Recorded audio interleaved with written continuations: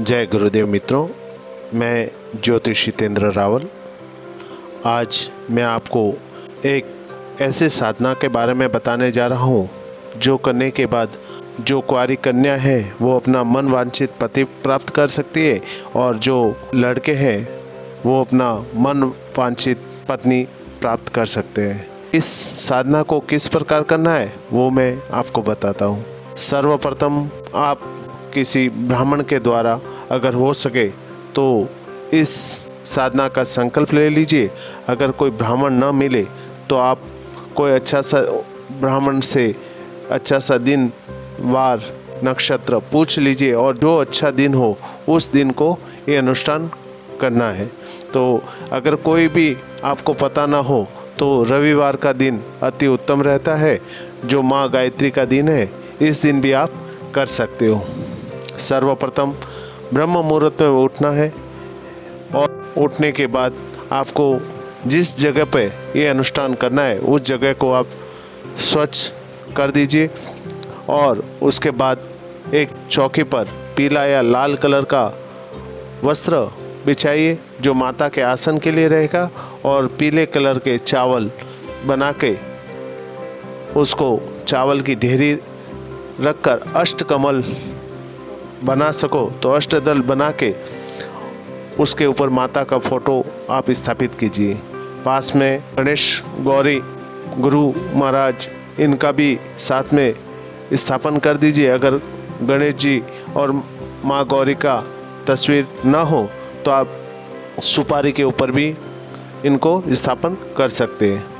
पास ही में 2 चावल की ढेरी और रखिए, उसमें एक पे अखंड दीपक स्थापन करना है और दूसरे पे कलश स्थापन करना है। कोई भी शुभ कर्म अगर हम करते या कोई भी साधना हम करते तो उस अनुष्ठान विधि में कलश स्थापन करना अनिवार्य रहता है। कलश के ऊपर स्वस्तिक बना दीजिए और उसके अंदर कुमकुम, अबील, गुलाल, चंदन, अष्टगंध, हल्दी, सिंदूर ये सब थोड़ा थोड़ा उस कलश के अंदर डाल दीजिए। उसके बाद एक सुपारी रख दीजिए। सुपारी रखने के बाद उस पे 5 पत्ते आम के मिले तो अच्छी बात है, वो ना मिले तो पान के पत्ते ले लीजिए 5, और वो भी ना मिले तो अशोक के 5 पत्ते ले लीजिए और उनको उस पे रख के नारियल को लाल कपड़े में लपेटकर उसको कलश में स्थापन कर दीजिए और मौली को कलश के गले में बांध दीजिए।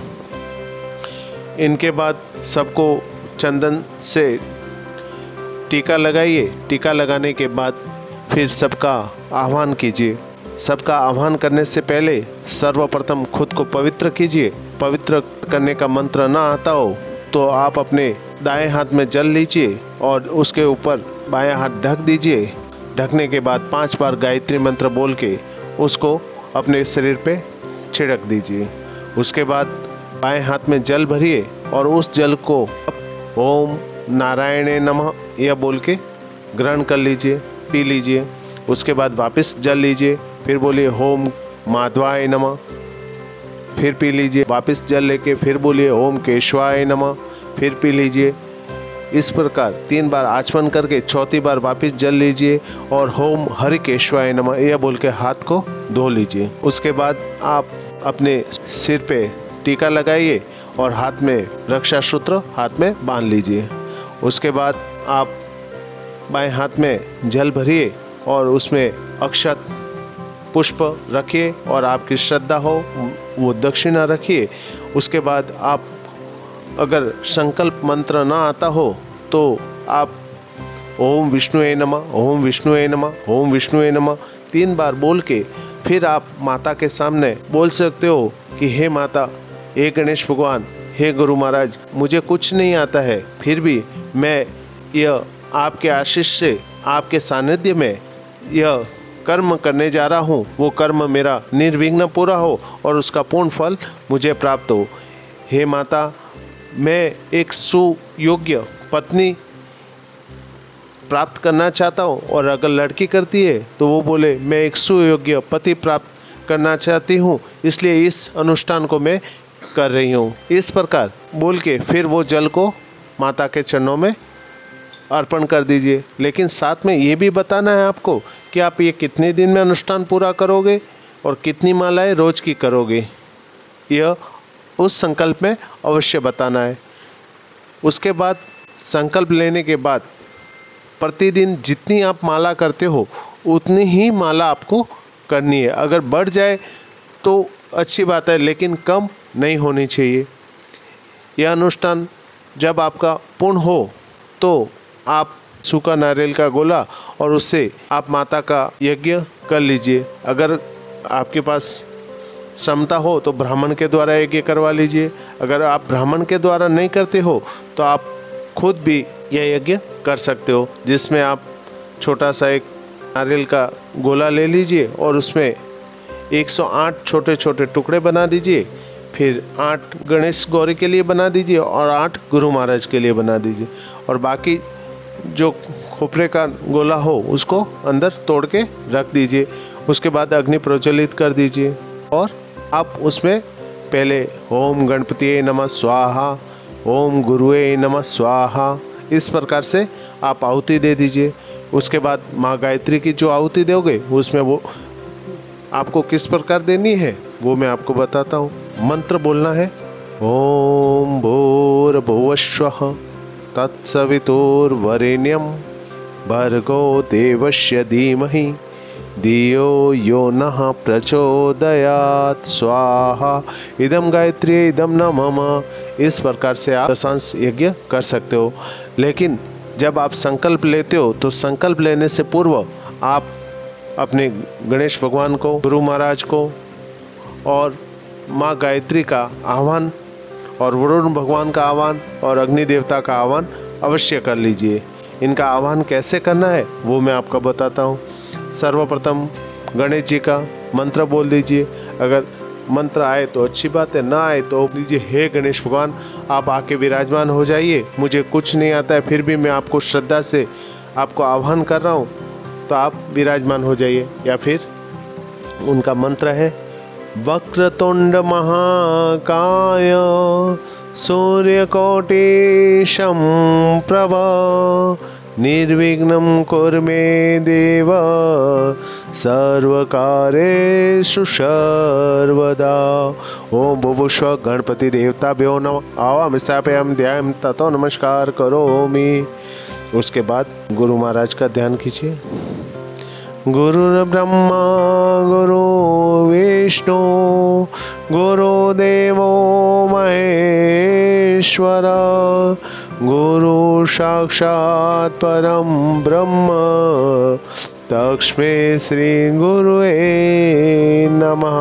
ओम श्री गुरु देवताभ्यो नमः आवाहयामि स्थापयामि ध्यायामि ततो नमस्कार करोमि। उसके बाद माँ गायत्री का ध्यान कीजिए।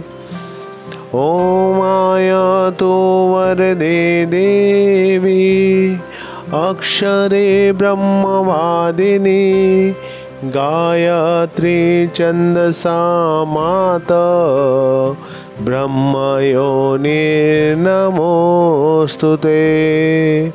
ओम बुभुस्व गायत्री देवी नमः आवाहयामि स्थापयामि ध्यायामि ततो नमस्कार करोमि।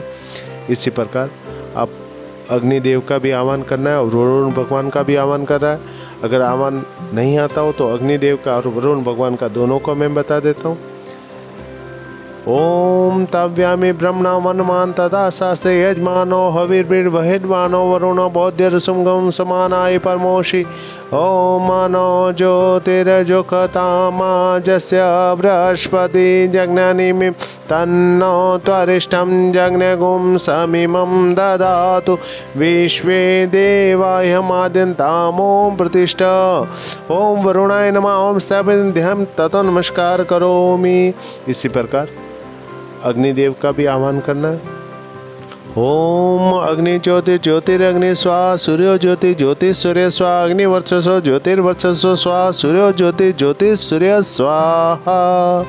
इन सबको आह्वान करके अक्षत चढ़ा देना है। उसके बाद पुष्प लेना है और सबको अबील गुलाल कुमकुम हल्दी जो भी आपके पास गंधक रहते हैं उनमें पुष्प को भिगो के भगवान को ओम पुष्प अर्पण करना है। निवेद्य जो भी आपके पास हो वो निवेद्य चढ़ा देना है। और निवेद्य अगर ना हो तो गुड़ भी अगर रहेगा, कोई मिठाई ना हो तो गुड़ भी अगर रहेगा तो वो भी माँ भगवती और सभी को आप चढ़ा दीजिए। और इसके बाद इस अनुष्ठान को आप शुरू कर सकते हो। उनका पंचोपचार पूजन कर दीजिए और उसके बाद यह कर्म आप शुरू कीजिए। और यज्ञ जब उसके बाद मंत्र आप जितने करते हो, जितने मंत्रों का आपने संकल्प लिया है उन मंत्रों का दशांश यज्ञ करना है। दशांश यज्ञ नहीं कर सको तो आप कम से कम 108 आहुति आप अवश्य देना। उसके बाद जब अनुष्ठान आपका पूर्ण हो जाए तो ब्राह्मण भोज करना है। ब्राह्मण भोज अगर नहीं करवा सकते हो 9 कन्याओं को भोजन करवा दो। 9 कन्याओं को भी अगर आप भोजन ना करवा सको तो गाय को आप 1 किलो 2 किलो 5 किलो जितना भी आपकी श्रद्धा हो उतना आप गाय को गुड़ खिला दीजिए। अनुष्ठान का जो नियम है वो नियम ज़रा ध्यान से सुनना। अनुष्ठान जब हम कोई भी अनुष्ठान अगर करते हैं तो सर्वप्रथम हमें ज़मीन पे सोना है, मन वचन कर्म से पूर्णतः ब्रह्मचर्य पालन करना है। और इस अनुष्ठान में आप बाल नहीं काट सकते हो और ना हम किसी को गंदा बोल सकते हैं। उसमें ना हम नाखून काट सकते हैं ना बाल काट सकते हैं। तो ये चीज़ का ध्यान रखना है। भोजन एक टाइम आपको करना है, वो दोपहर में। उसके बाद आपको भोजन नहीं लेना है। अगर फिर भी आपको रात्रि में नींद ना आए तो रात्रि में आप दूध का आहार ले सकते हो। इस नियम के साथ अगर कोई भी अनुष्ठान करता है तो उसको माँ भगवती की कृपा पूर्णतः प्राप्त होती है और वो अपने जीवन में सुयोग्य पति या सुयोग्य पत्नी प्राप्त कर सकता है।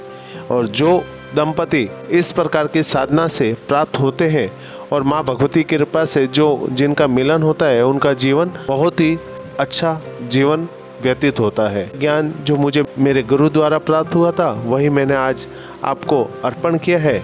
इसमें कोई भी त्रुटि हो तो मुझे क्षमा करना। जय गुरुदेव।